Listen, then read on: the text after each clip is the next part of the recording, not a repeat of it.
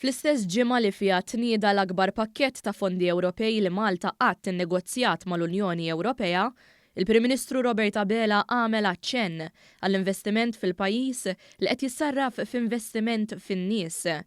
Waqt id-diskors tiegħu f'Birkirkara, Dr. Abela spjega li dan il-pakkett ġie nnegozjat fl-2020 u fakkar li matul dawn in-negozjati l-Oppożizzjoni pruvat tiżra d-dubji.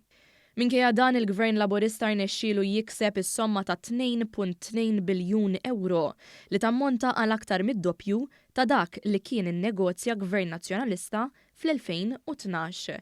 Dr. Abela irrefera għal kummenti li kien għamel il-kap tal-Oppożizzjoni Bernard Grech meta qal li l-prezz lokali tal-enerġija għandu jirrifletti dak tas-suq internazzjonali.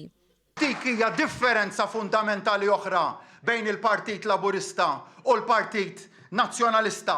Huma kienu forsi jaslu biss fis-sena tal-elezzjoni. Mbagħad tgħaddi l-elezzjoni u tafu x'kienu jagħmlu l-għada jissekkaw iċ-ċinturin.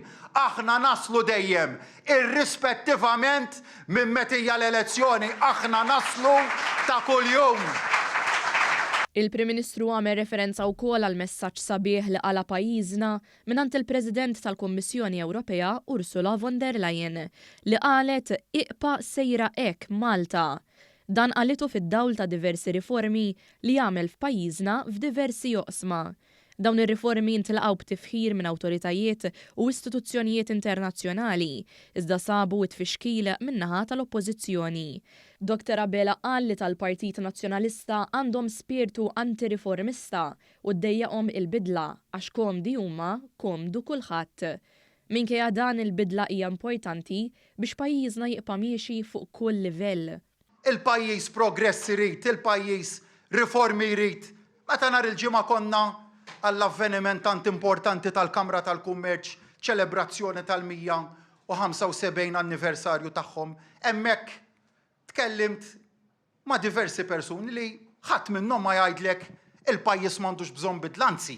Kollha jkellmuk dwar iktar riformi, dwar iktar bidliet, jersqu l-quddiemek b'idejat innovattivi. Dr. Abela għamel referenza wkoll għas-settur tal-gaming u qal li matul dawn l-aħħar 3 snin kull ġimagħtejn żdiedet kumpanija ġdida biex illum hemm aktar minn 10,000 persuna jaħdmu f'dan is-settur. Saħaq ukoll li l-investituri barranin jibqgħu jażlu lil pajjiżna għas-serenità u ambjent soċjali tranquill li jaf joffri. Meta ftit ta' xhur ilu konna f'dar il-Mediterran f'waħda mill-akbar konferenzi, il-konferenza saqsiet lill-investituri għaltilhom għaliex tażlu Malta biex tinvestu fiha.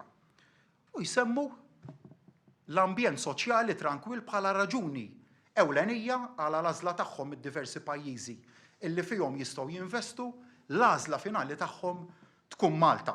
Il-mexxej Laburista qal li dawn l-iżviluppi waslu għal riżultati ekonomiċi sbieħ fosthom rata minima storika ta' qatt. Il-ħolqien tax-xogħol li sa ftit ta' snin ilu kien pjaga għal dan il-pajjiż issa se jibqa' wieħed mill-aqwa legat ta' Gvern Laburista.